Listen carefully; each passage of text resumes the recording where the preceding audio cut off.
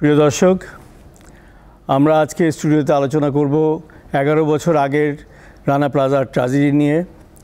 আজকের এই আলোচনা অংশ নেওয়ার জন্য আমাদের স্টুডিওতে আছেন 3 জন অতিথি।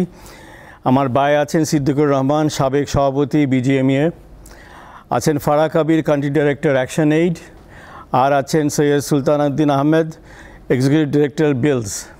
আমরা এই অনুষ্ঠানের শুরুতে একটা ছোট্ট ভিডিও ক্লিপ দেখব, তারপরে আলোচনায় ফিরে আসবো।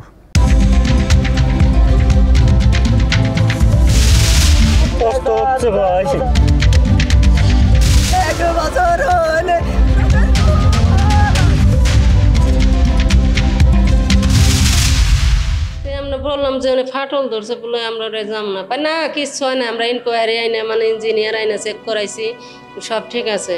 লাইনজিপ সুপারভাইজার রাপি আমরা বলতেছে যদি মাসের শেষ যদি তোমরা ফ্যাক্টরির ভিতরে না ঢুকো না যাও, তোমাদের বেতন আবার টাইম দেওয়া হবো না। কত তো পানি করে চিকের ফসল, কিন্তু পানি দিব কেনা।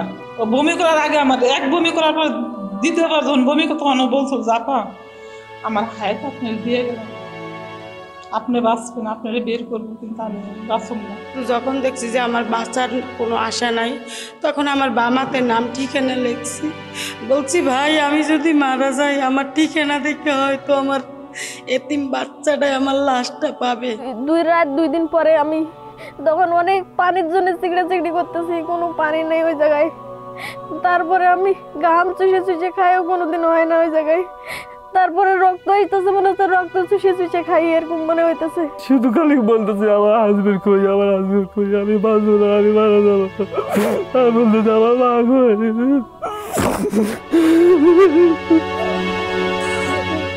সেদিনে হঠাৎ করে ঘটনা ঘটেছিল এবং 9টার দিকে যখন এসি চালানো হয়, দেয়ালের ফাটল যেগুলো ছিল ওগুলো থাকা সত্ত্বেও এসি চললো, শ্রমিকরা সবাই এসেছিলেন।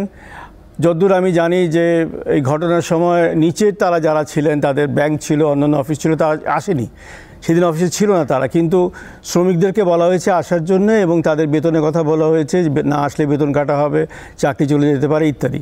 ফলে ওনারা এসেছিলেন এবং ওনারা বলেছেন যে 9টার সময় যখন এসি চালানো হয় তখন বিল্ডিংয়ে একটা কাঁপন ধরে এবং তখনই হঠাৎ করে পড়ে যায়।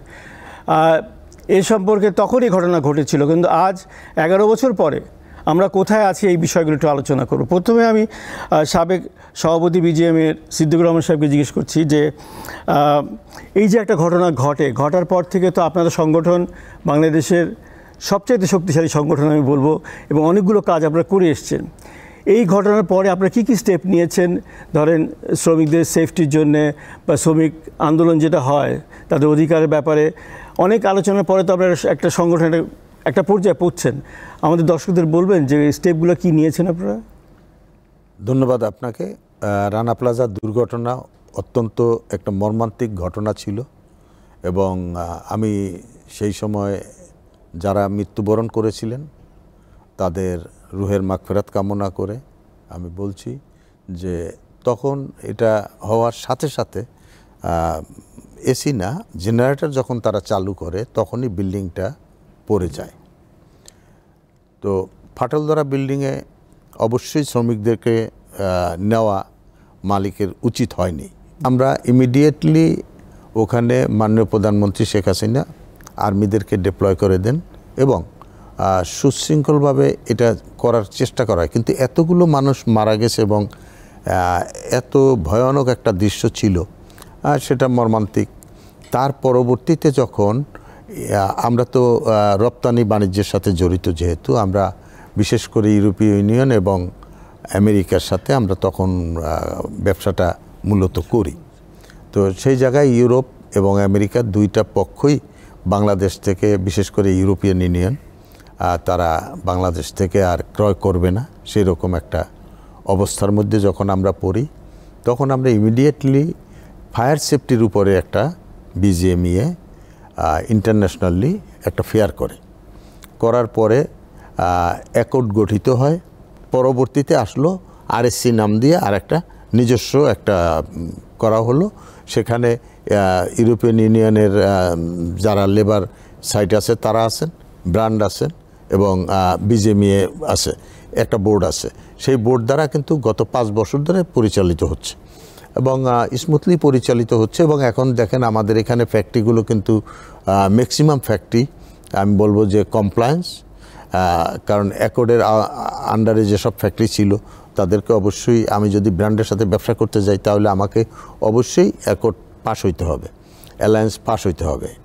এই সিস্টেমে বাইরের দিকে একটা প্রেশার ছিল, প্রেশার তো অবশ্যই ছিল, কারণ সেই জন্য ব্যবসা করি তাদের সাথে, তারা এই শ্রমিকদের অধিকার, শ্রমিকদের কথা এটা সবসময় বলে এবং আমরা সেই অনুযায়ী ধীরে ধীরে করতে করতে আজকে কিন্তু গার্মেন্টস খাতকে আপনি বলতে পারেন আমেরিকান বিভিন্ন জার্নালেও কিন্তু আসছে যে বাংলাদেশের সেই ফ্যাক্টরি হলো সবচেয়ে সেফেস্ট ইন্ডাস্ট্রি গার্মেন্টস খাত।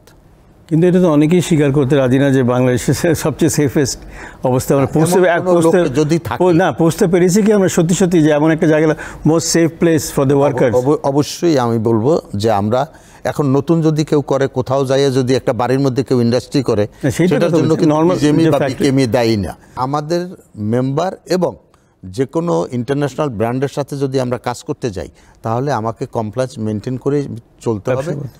আমি একটু ফারাহ আপার কাছে যাচ্ছি আর কি, এই যে ওয়ার্কার সেফটি একটা কথা আছে যে ইন্ডাস্ট্রিতে এইগুলো ইমপ্লিমেন্ট করার ব্যাপারে আপনার অবজারভেশনটা কি, মানে চ্যালেঞ্জেস কি হতে পারে?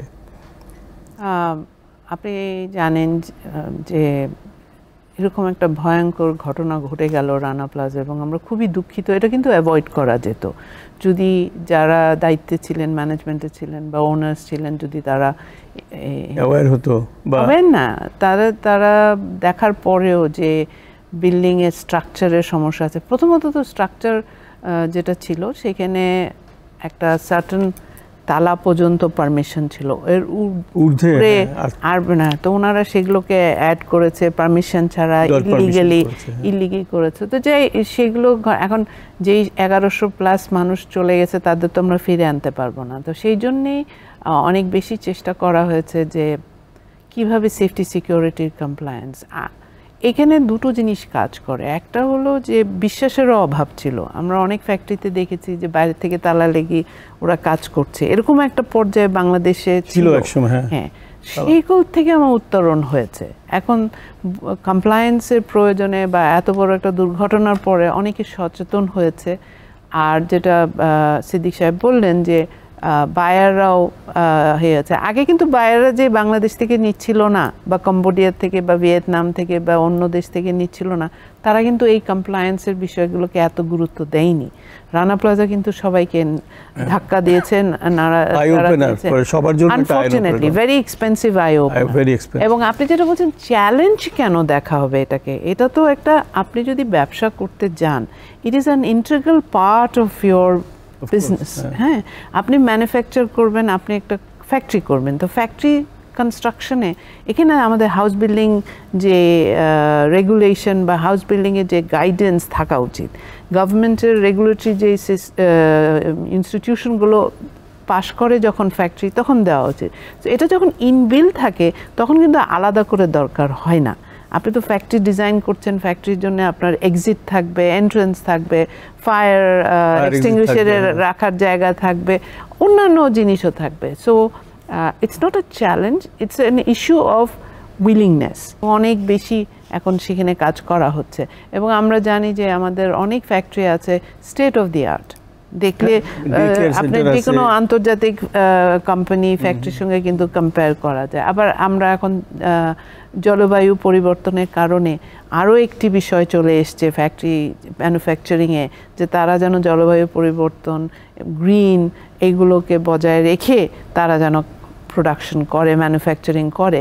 তো বাংলাদেশ কিন্তু অনেকগুলোতে কোয়ালিফাই করা আছে।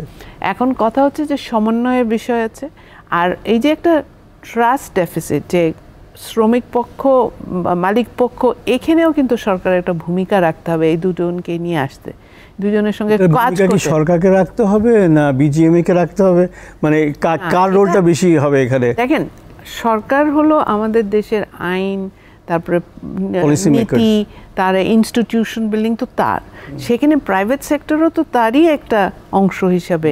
আমরা যেমন সিটিজেন হিসাবে বা কোনো ইনস্টিটিউশনকে ওনারা যদি রেগুলেট করতে পারে, তো প্রাইভেট সেক্টরের জন্য গাইডেন্স কালেকটিভলি করতেই পারে। আমাদের কিন্তু ক্যাটাগরি অফ আছে, ফ্যাক্টরিজ আছে। হ্যাঁ, তো আমরা যাদেরকে দেখছি কমপ্লায়েন্স, তারা কিন্তু অনেক এ গ্রেডে, কিন্তু আপনার তারপরেও আরও অনেক ধরনের ফ্যাক্টরিজ আছে সেখানে। এই জন্যই আমি বলছি যে এখানে আমাদের সরকারের একটা ভূমিকা আছে। সরকারের রানা প্লাজার পরে কিন্তু 200 ইন্সপেক্টর নিয়োগ করলো, 600 ইন্সপেক্টর প্রথমে 200, তো করার পরে দেখলো যে 200 ইজ নট ইনাফ।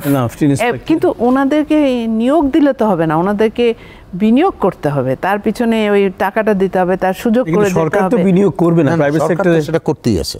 না না, শ্রম মন্ত্রণালয় অনেক ইকুইপড হয়েছে এরপরে, রানা প্লাজার পরে অনেক ইকুইপড হয়েছে, অনেক লোক নিয়োগ দিয়েছে, পরে হয়েছে 11 বছরে তারা, এবং সরকার করছে এটা রেগুলার। জি জি।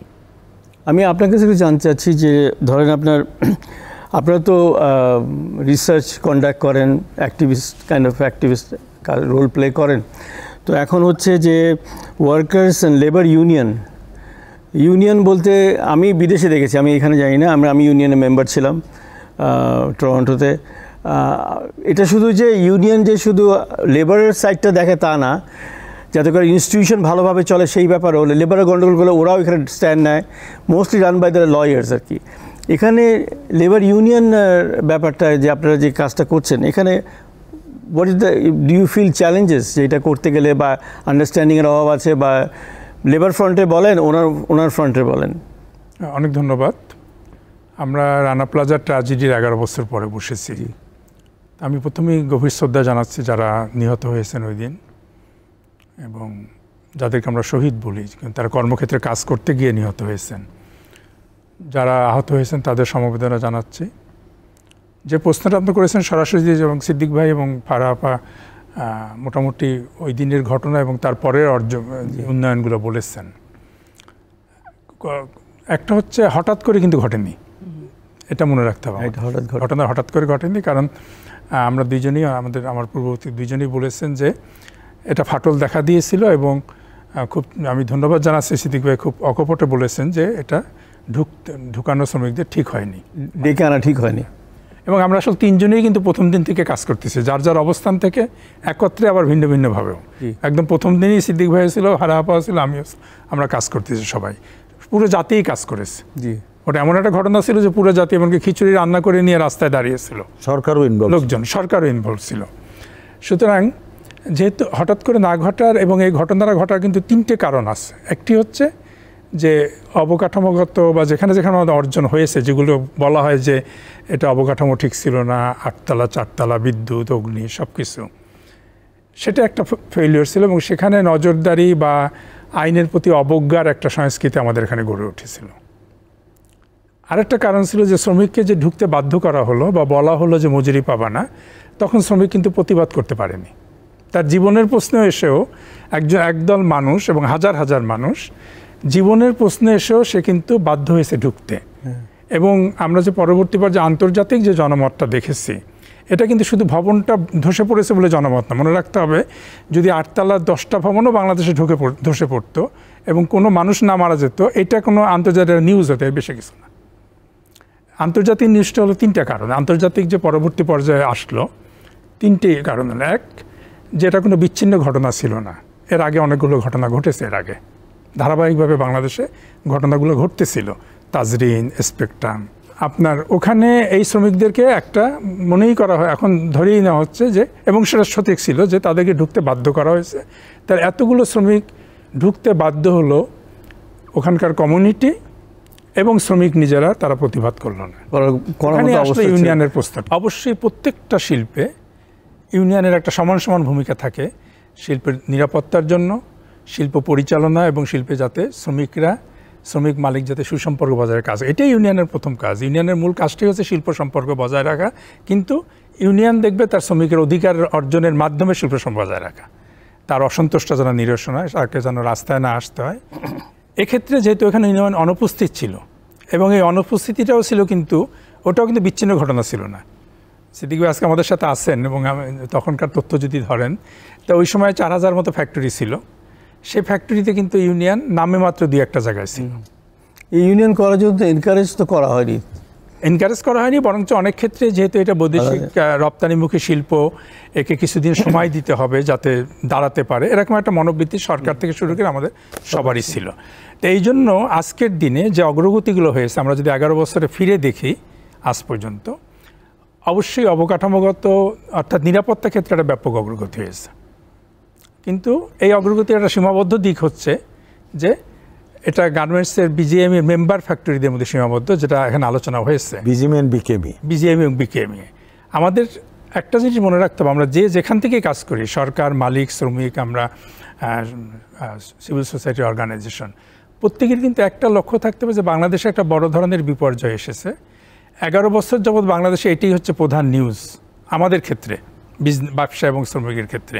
আমাদেরও একটা বার্তা দিতে হবে যে আমরা বাংলাদেশ থেকে এইটা শিক্ষা নিয়ে ঘুরে দাঁড়িয়ে এমন একটা উদাহরণ তৈরি করেছি যেটা পৃথিবীর মানুষ ফলো করতে পারে, অনুসরণ করতে পারে, করতে চাচ্ছে, করতে পারে এবং চাচ্ছে। কিন্তু সেটা যদি আমরা সীমাবদ্ধ করে ফেলি শুধু বিজিএমই বিকেএমই মেম্বারের মধ্যে, তাহলে কিন্তু হবে না।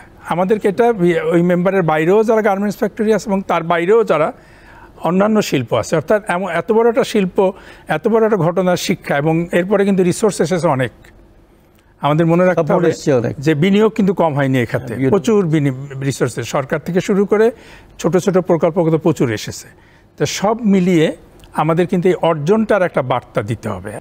আর আমরা যদি পরের যে দুর্ঘটনাগুলো ঘটেছে, বড় বড় দুর্ঘটনা, হাসিম ফ্যাক্টরি, কন্টেইনার ডিপো, আপনার এই যে বেইলি রোড, নিমতলি, ওই শিক্ষা নিয়ে কেন আমরা ওখানে হাত দিইনি? আমরা দেখতেছি যখন ঘটনা এখানে সেফটির কথা বলছেন, অন্যত্র সেফটি, এটা করলেই বাংলাদেশ থেকে বার্তাটা দিয়ে বাংলাদেশকে, বিজিএমইকে না বা শুধু ইউনিয়নকে না, বাংলাদেশকে বলতে হবে। যেটা যেমন আপনি মনে করেন 1757 সালে আমেরিকা একটা ফ্যাক্টরি, ওই যে শুজ ফ্যাক্টরিতে আগুন লেগেছিল, অনেক শ্রমিক মারা গেছিল। তারপরে দেখেন এখনও তারা এটা রেফারেন্স দেয়, তারপরে তারা কি করেছে। আপনাকে জানতে চাচ্ছি যে ওখানে প্রায় 2500 শ্রমিক আহত হয়েছিলেন, এবং এই ব্যাপারে বিজিএমই কী রোল প্লে করেছে? যে ওদের শ্রমিকদের আহত, মানে সিভিয়ারলি আহত হয়েছেন অনেকেই, কোনো রকমে বেরিয়ে আসছে, কেউ হাত পা কেটে বের করতে হয়েছে, এই ব্যাপারে বিজিএমের ভূমিকাটা কী ছিল? ইমিডিয়েটলি তাদেরকে ট্রিটমেন্ট করা হয়েছে, এবং পরবর্তীতে বায়ার এবং বিজিএমইএ, গভর্নমেন্ট সবাই মিলে, ব্র্যান্ডগুলো মিলে কিন্তু একটা ফান্ড করেছিল। সেই ফান্ডটার যে ম্যানেজমেন্ট ছিল, সেই ম্যানেজমেন্টের সাথে সুলতান সাহেব জড়িত ছিল। তাহলে এই ব্যাপারে উনি বলতে পারবে। তবে আমি এটুকু বলতে পারি যে বিভিন্ন সময় যখন এই রানা প্লাজা 24শে এপ্রিল যখন হয়, তখন এরকম বলে। আমি কিন্তু নিজে 15 থেকে 19 পর্যন্ত আমি বিজেপির সভাপতি ছিলাম। তখন কিন্তু আমি বিভিন্নভাবে বলেছি, যদি কেউ কোনো রকমের সমস্যায় থাকেন, আপনারা প্রমাণ দেন যে রানা প্লাজায় চাকরি করে আপনারা আহত হয়েছেন অথবা আপনার পরিবার কোনো ক্ষতিগ্রস্ত হয়েছে, আপনারা এসে আমাদেরকে প্রমাণ দেন। 2-1 জন এসেছে, আমরা তাদের ব্যবস্থা নিয়েছি। কিন্তু একটা আবার এরকমও হয়েছে যে ফরিদপুরে গাছ থেকে পড়ে পা ভাঙছে, পরবর্তীতে আপনার মনে আছে হয়তো এই চ্যানেল 20, নিউজ 24, ওরা চ্যানেল 24 ওরা আবার সেটা বের করেছিল খুঁজে, যে এরকম। তো এটা এখন আমাদের দেশে, আমি সেদিন যখন দেখলাম এইবারেও যে ওখানে অনেকে কথাবার্তা বলতেছে, তারা কোনো কিছু পাচ্ছে না, তখন আমি ইমিডিয়েটলি সুলতান সাহেবকে ফোন করলাম যে ভাই, ওই যে ফান্ড হয়েছিল, তাহলে সেটা দিয়ে কি করা হয়েছে যে এখনও মানুষজন বলতেছে যে তারা কিছু পায় নাই, ট্রিটমেন্ট করতে পারছে না। আর উনি যেটা বলছে যে বার্গেনিংয়ের ব্যাপারটা, আমাদের কিন্তু একটা জায়গায় আসতে হবে যে আপনি প্রথমেই বলছেন যে ট্রেড ইউনিয়ন শুধুমাত্র শ্রমিকের জন্য না, এটা শ্রমিক, মালিক, ইন্ডাস্ট্রির বা ভালোর জন্য। তাহলে সেই জায়গার মধ্যে আমরা কিন্তু একটা জিনিস বিশ্বাস করি, আমরাও তো ব্যবসা করি, একটা জিনিস বিশ্বাস করি যে সরকার যে আমাকে শ্রম আইন এবং শ্রমবিধি করে দিয়েছে, সেটার মধ্যে যদি আমি চলি, তাহলে তো আর আমার কোনো কেউ কিছু বলার থাকা উচিত না। দুটো বিষয়, একটা হচ্ছে সিদ্দিক ভাই বলেছেন যে ক্ষতিপূরণের, মানে ওই ফান্ডটা এসেছিল আহত শ্রমিকদের ব্যাপারে, ওই যখন এটা ডিস্ট্রিবিউট করা হয় তখন কিন্তু সিদ্দিক ভাই প্রেসিডেন্ট, সুতরাং বিজিএমই এটার সাথে কমপ্লিটলি যুক্ত ছিল, এবং এটা আমি সবাই মিলিয়ে করা হয়েছে। এটা কোনো এমন না যে এই ক্ষেত্রে কারো কোনো কার্পণ্য ছিল না বা ঘাটতি ছিল না। অ্যাকশনেরও যুগে অনেকেই যুক্ত ছিল, ম্যানেজমেন্ট হয়তো অ্যাকশনের ছিল না বা অনেকেই ছিল না, কিন্তু সবাই এর সাথে যুক্ত ছিল। ব্রাক ছিল, যেটা হয়েছে এখানে আবার আমি ফিরে আসতে চাই একটু, সেটা হচ্ছে ওই যে আমরা একটা জায়গায় অনেক উন্নয়ন করেছি, আমাদের একটা বড় দুর্বল জায়গা ছিল এবং এখনও আছে, সেটা হচ্ছে ডিজেবিলিটি অ্যাসেসমেন্ট। একজন লোক আহত হলে সে কতখানি কর্মক্ষমতা হারাচ্ছে, এটা যেহেতু আইএলও কনভেনশন 121 ওই ক্ষতিপূরণটা দেওয়া হয়েছিল, সেই জন্য দেখবেন যে আহত শ্রমিকদের ক্ষতিপূরণের পরিমাণ কম ছিল। চিকিৎসার ব্যাপারটা ওই সময়কার চিকিৎসার ব্যাপারটা অনেকভাবে করা হয়েছে, যতখানি সম্ভব পঙ্গু হাসপাতাল, এনাম মেডিকেল, সিআরপি, সাভার সব মিলিয়ে করা হয়েছে। কিন্তু যেখানে দুটো জিনিসের ঘাটতি থেকে যা এখন বোঝা যাচ্ছে, এখানেও আমাদের একটা উন্নয়ন করতে হবে। আমি বললাম উন্নয়নটা সব ক্ষেত্রে করতে হবে। একটা হচ্ছে তখন ওই আন্তর্জাতিক মানদণ্ড অনুযায়ী ডিজেবিলিটি অ্যাসেসমেন্ট করতে গেলে, অর্থাৎ কতখানি অক্ষম হবে, আমি ইংলিশ ব্যবহার করতেছি, কতখানি অক্ষম হবে সে হয়েছে, এটা খুব পেশাভিত্তিকে করতে হয়। এটা ওইভাবে ওইরকম আমাদের অবস্থা ছিল না, যার জন্য আহত শ্রমিকরা আজীবন চিকিৎসা করে এবং তার যে হুইল চেয়ারে বসে আছে, যারা একদম অক্ষম ছিল তাদেরটা ক্ষতিপূরণ দেওয়া হয়েছে নিহতদের মতোই, সেটা ঠিক আছে, সম পরিমাণে দেওয়া হয়েছে, কেউ কেউ বেশিও পেয়েছে। কিন্তু যারা মনে করেন আংশিক আহত, তাদের ব্যাপারে কিন্তু ঘাটতি ছিল, এখনো আছে। আরেকটা সমস্যা হয়েছে ওই সময় আংশিক আহত মানে যারা কাজে ফিরে যেতে পারছে না, একটা হাত নষ্ট হয়ে গেছে। আহত যখন আপনি একদম কর্মক্ষম হারিয়ে ফেলেন, হয় 2 হাত নাহলে 2 পা, এটা বাংলাদেশের শ্রম আইনে অনেক আগে থেকেই আছে। হ্যাঁ, কিন্তু এর সাথে আন্তর্জাতিক মানের যোগ হয়েছে। আরেকটা ঘাটতি ছিল, আছে এখন, সেটা হচ্ছে ওই সময় হয়তো ছোট আহত মানে খুব মাইনর ছিল জিনিসটা, কিন্তু আস্তে আস্তে সেটা বাড়তেছে, বিশেষ করে যাদের মাথায় আঘাত ছিল, যাদের মেরুদণ্ডে আঘাত ছিল। আচ্ছা আচ্ছা, হ্যাঁ, ওইটা কিন্তু তখন খেয়াল হয়নি, যার জন্য আহতদের লং টার্ম পেশেন্ট হয়ে গেছে, মানে যার জন্য আহতদের তখন যে চিকিৎসা দেওয়া হয়েছে সেটা তখনকার পরিস্থিতিতে যথাযথ থাকলো বা যতখানি সম্ভব দেওয়ার ব্যবস্থা থাকলো। আমি বলবো না যথাযথ, কারণ যার মেরুদণ্ড ভাঙছে ওই সময় বাংলাদেশে মেরুদণ্ডের চিকিৎসাই খুব কম হতো এবং এটা বিরাট ব্যাপার। তো ওই সময় তো মনে করেন মানুষ ছুটছে শুধু, কেউ পঙ্গু হাসপাতালে, কেউ এই জায়গায়, কেউ আরেক জায়গায়। কিন্তু তারপরে যে ট্রাস্ট ফান্ডেরই একটা টাকা নিয়ে কিন্তু আরেকটা ওয়েলফেয়ার মানে চিকিৎসা কেন্দ্র করা হয়েছে, ওটা হচ্ছে দৈনন্দিন চিকিৎসা কাজে লাগে।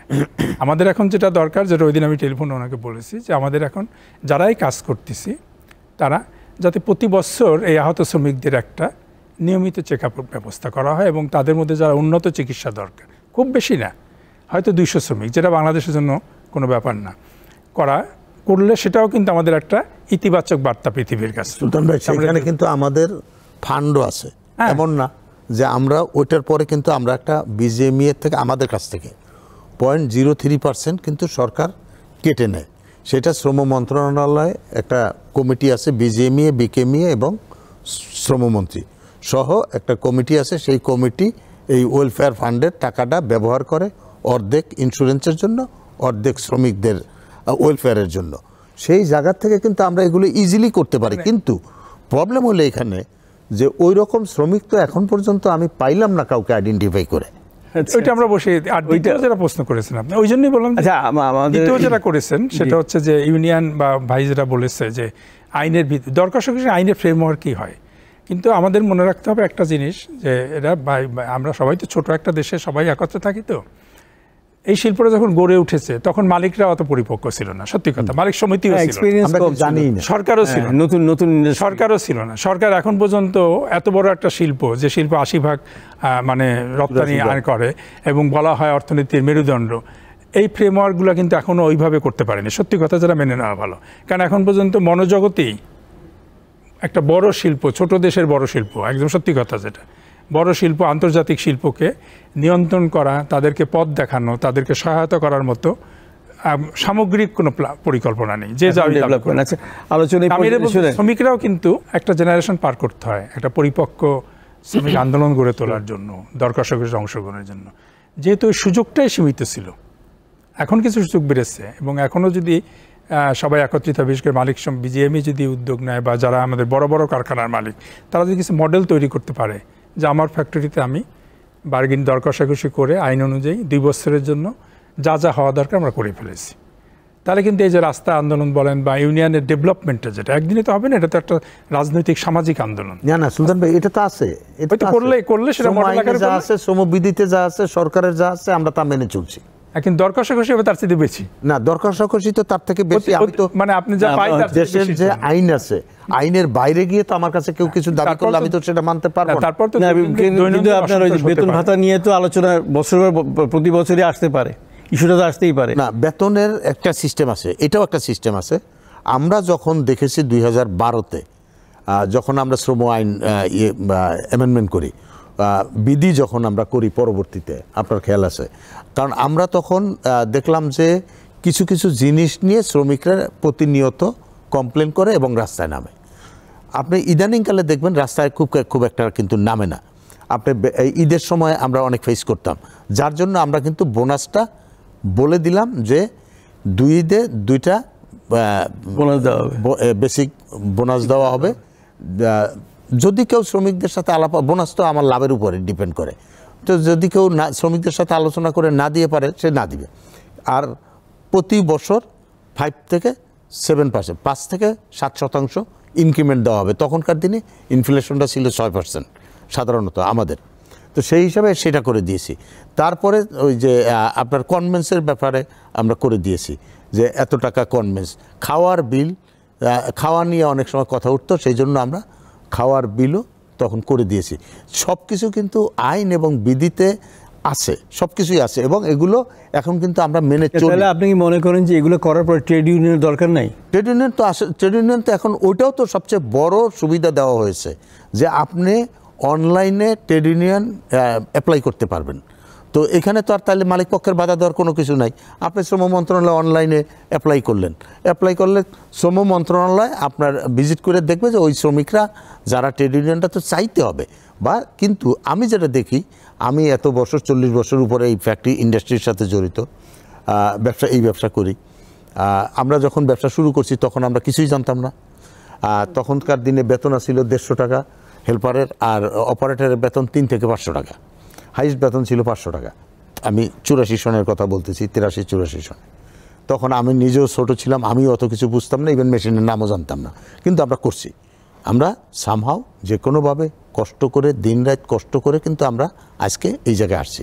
তো এখানে তো আপনার অনলাইনে অ্যাপ্লাই করলেন, তারপরে দেখা যায় আমাদের শ্রমিকরা প্রতি মাসেই একটা মাইগ্রেশন হয়। আপনি এগ্রি করবেন, প্রতি মাসেই মাইগ্রেশন হয়। এখন আপনি অ্যাপ্লাই করলেন এই মাসে, দেখা গেল যে পরের মাসে যখন ওই ভিজিট করতে গেল দেখা গেল ওই শ্রমিকরা নাই। আপনারা তো কয়েক শত আহত শ্রমিক নিয়ে কাজ করছেন।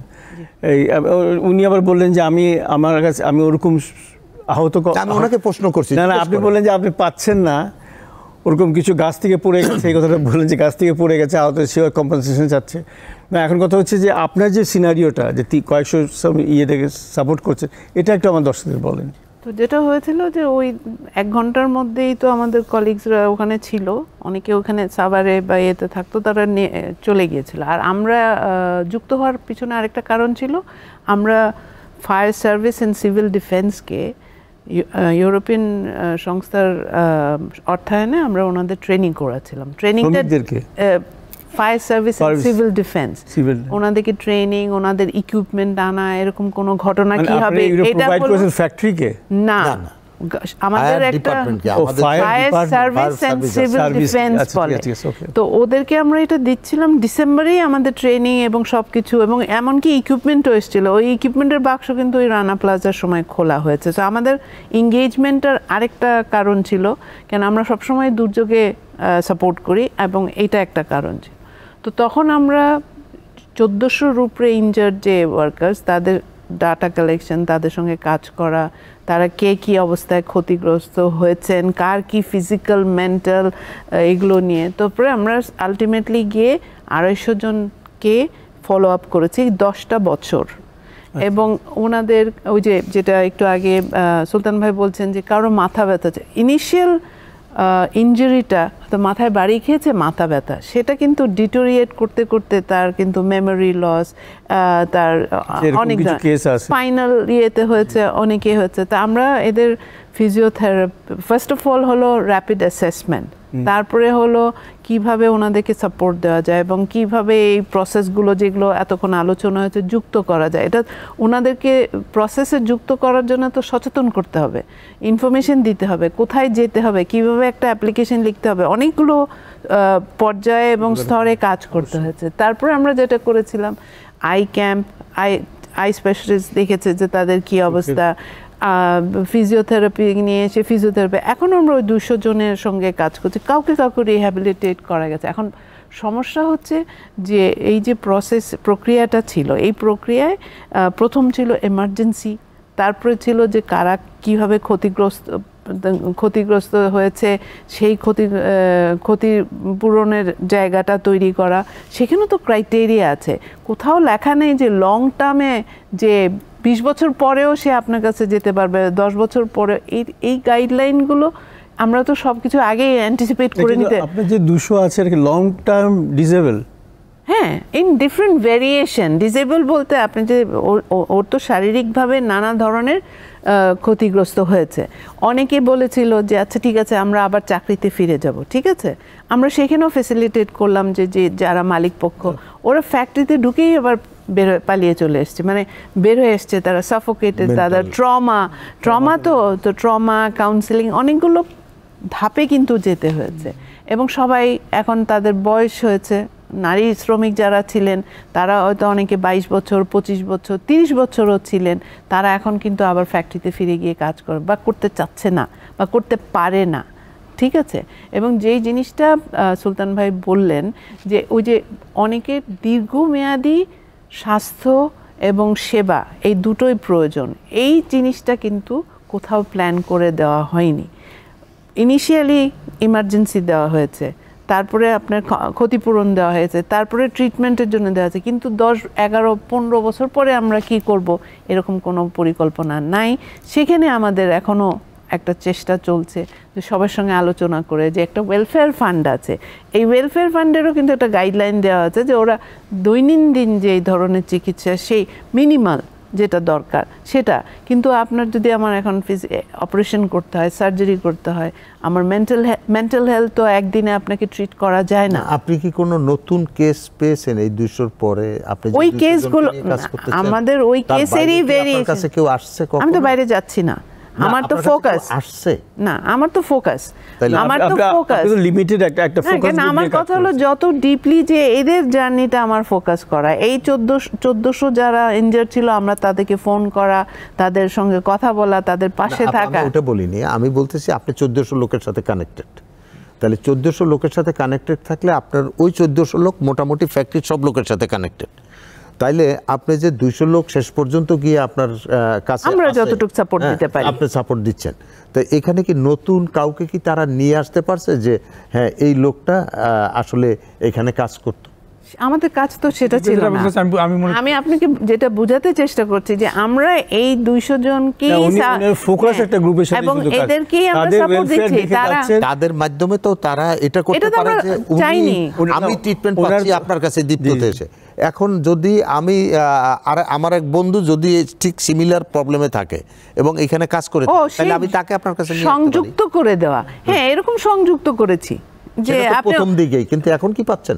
সিদ্দিক ভাই যেটা বলতে চাচ্ছেন নতুন কেউ আছে কিনা চিকিৎসা পায় না, সে নতুন নাই, কিন্তু যেটা প্রশ্ন হচ্ছে আমরা যেটা আলোচনা করতেছি সেটা হচ্ছে যারা কেন হবে 2000-এর মতো, আমরা যেটা বোঝাতে চেষ্টা করছি যে সে তখন ডায়াগনোজড হয়েছিল যে মাথায় বাড়ি গেছে, মাথা ব্যথা হয়েছে, কিন্তু পর্যায়ক্রমে তার এখন মেমোরি লস হচ্ছে, তার অন্য শারীরিক অন্যান্য ইয়ে হচ্ছে, যার ট্রমা হয়েছে সে কিন্তু আরো ডিপ্রেশনে চলে যাচ্ছে, আরো ক্ষতিগ্রস্ত হচ্ছে। এই জায়গায় আমার তো নতুন করে খোঁজার ওই 1996 জন আছে, কেউ আসছে কিনা না নতুন না, কিন্তু ওই লোকগুলোরই আবার নতুন করে আবার উন্নত চিকিৎসা দরকার, তাদের মধ্যে কিছু লোক, কিন্তু মানে আরো ফান্ডিং দরকার। আপনি দেখছেন রানা প্লাজা 24 এপ্রিল দেখছেন, আমি কোনোদিনই কিছু পাই নাই, এরকম ভাবেই আমাদের মিডিয়ায় আমরা যেটা দেখি রেগুলার, ওটা তো অন্য বিষয়, কোনো কিছু পাই না। এই যে অন্য বিষয়টা, এই অন্য বিষয়টাই আমাদের ইন্ডাস্ট্রিটাকে ক্ষতি করে, আমাদের ইমেজকে ক্ষতি করে বিদেশে, এবং আমাদের উপরে একটা আননেসেসারি একটা প্রেসার। কিন্তু আপনি তো বলতে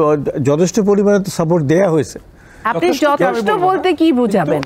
আপনি যথেষ্ট বলতে ওই সময় না, আমি একটা জিজ্ঞেস করেছি, ধরেন 2500 লোক ইনজুর্ড হয়েছে, একটা অ্যামাউন্ট অফ ফান্ড ব্র্যান্ডের কাছ থেকে এসে, সরকারের কাছ থেকে, এবং সেটা অপারেট করতে 2-3 বছর চলে গেছে, কিন্তু ফাংশনাল করতে, কিন্তু আবারও বলবো যে প্রথমে এমার্জেন্সি করা হয়েছে, প্রথমে কিন্তু প্রধানমন্ত্রীর তহবিল থেকে দেওয়া হয়েছে, প্রথমে অনেক কিছু দেওয়া হয়েছে, এবং এই যে তহবিলটা তৈরি হয়েছে এখান থেকেও কিন্তু স্লোলি যাওয়া শুরু করেছে। একটা লোক বলছে যে আমাকে 50,000 টাকা দিয়েছে, কিন্তু 50,000 টাকা তো আমার হচ্ছে না। তো সে যখন আবার 3 বছর পরে আপনি জিজ্ঞেস করবেন, সে কিন্তু বলছে আমি কিছু পাচ্ছি না। বিষয়টা হচ্ছে যে ও না যদি বলে আমি কিছু পাচ্ছি না, সেটা আমি ফোকাস করব, নাকি আমার এই শ্রমিককে সুস্থ করে তাকে আবার জীবন জীবিকাতে নিয়ে আসা, সেটার জায়গা থেকে আমরা কাজ করার চেষ্টা করছি।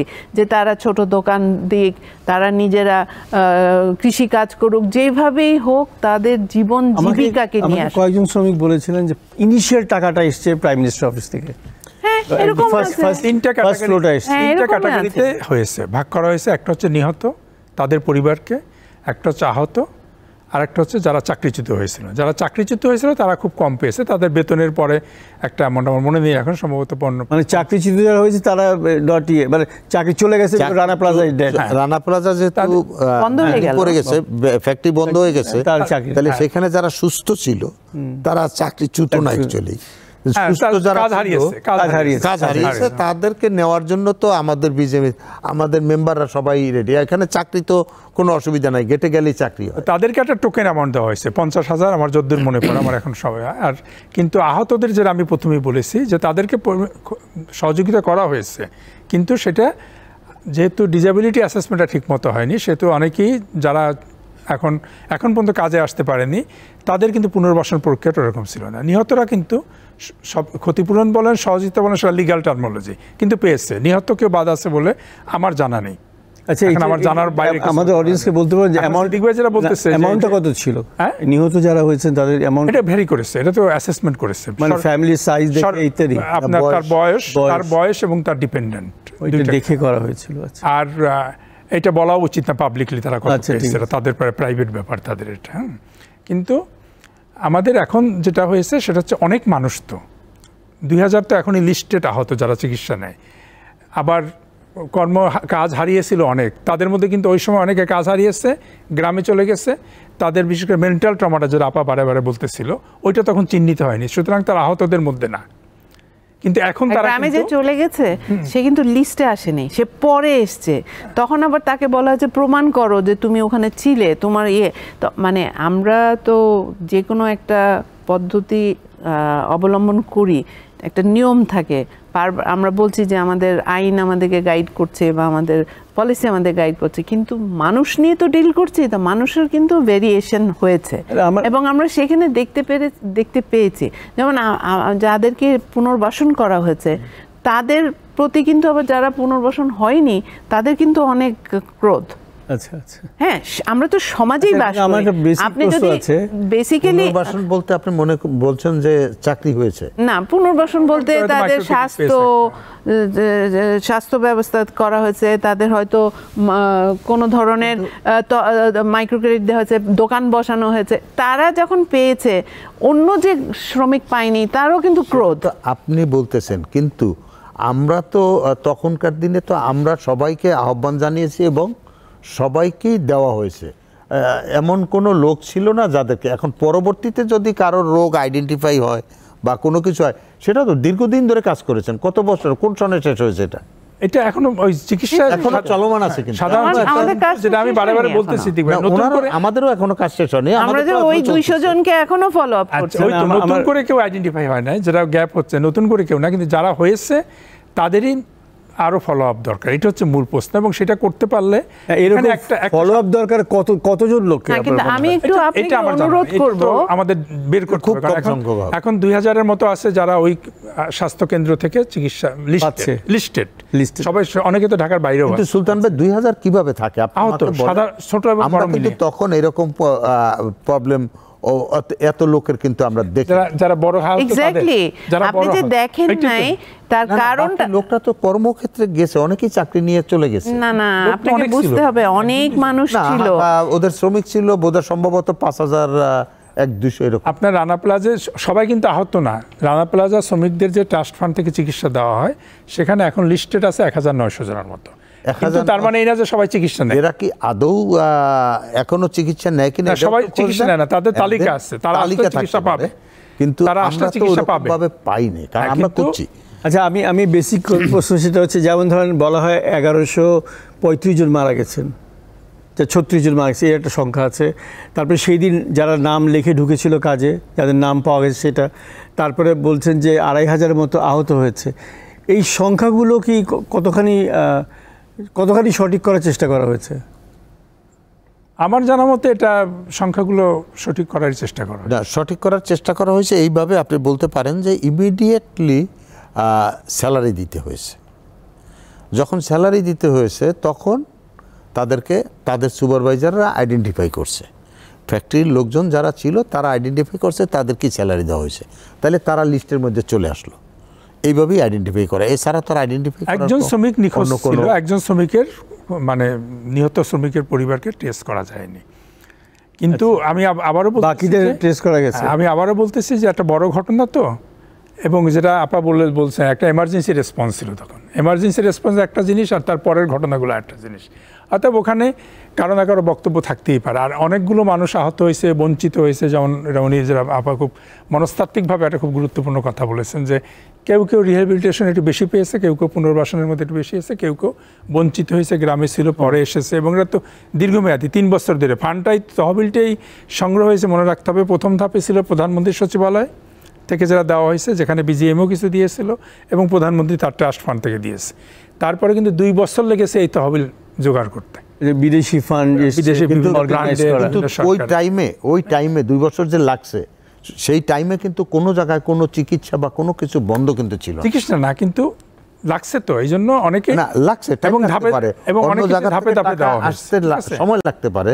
কিন্তু আমাদের বিজেপির এবং সরকারের দুইজনের মিলে এই শ্রমিকদেরকে দেখা, শ্রমিকদের বা ট্রিটমেন্ট বা যা কিছু দরকার, এটা কিন্তু কোনো সময় বন্ধ হয়নি।